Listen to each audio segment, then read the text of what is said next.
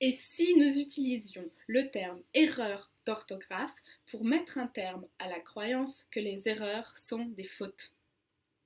Oui, le choix des mots n'est pas anodin. Si dans le mot faute, nous prenons conscience qu'il existe un aspect moral et honteux, est-il pertinent d'utiliser le mot faute quand nous parlons d'une erreur? Mais d'abord, est-ce que l'orthographe relève de la moralité? Eh bien, non. Faire des erreurs d'orthographe n'a rien d'immoral. Ce n'est pas néfaste à l'humanité.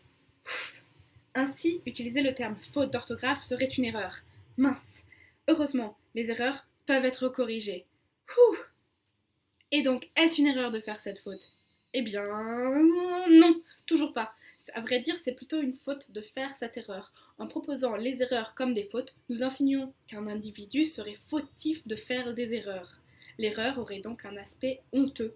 Et ce message est immoral, car pas bon pour le moral. Bref, c'est une faute morale. Aïe aïe aïe aïe aïe. Et si la faute d'orthographe est fautive, à qui la faute? À celui qui le dit. Pourquoi? Parce que c'est celui qui le dit qui est, et aussi parce que la honte détruit la santé mentale, la curiosité et la créativité. Vous me suivez?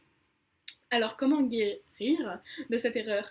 Égayons-nous, car les erreurs aiguillent. Elles sont les étapes naturelles à l'apprentissage et cachent bien souvent des cadeaux surprises. Oui, des cadeaux vers notre ovation, notre innovation, notre croissance. Avez-vous déjà entendu l'expression « c'est à force de se planter qu'on finira par pousser » Eh bien maintenant oui.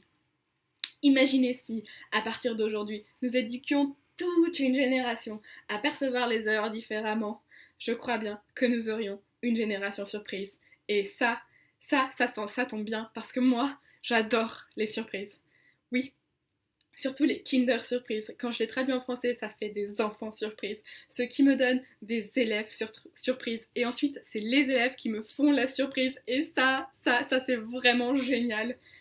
Je crois qu'en libérant les élèves de cette terrifiante et pétrifiante honte de la peur, ils oseraient.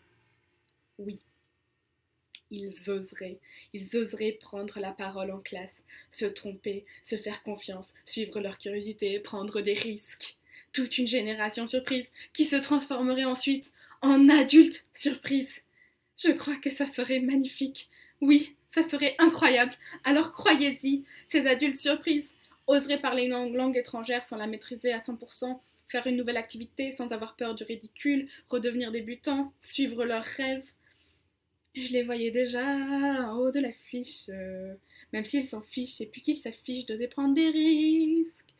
Oh oui, cette génération de citoyens français qui découvriraient qu'ils sont finalement excellents en anglais avec leur accent so cute, so sexy. Oui, ça serait magnifique. J'en suis convaincue.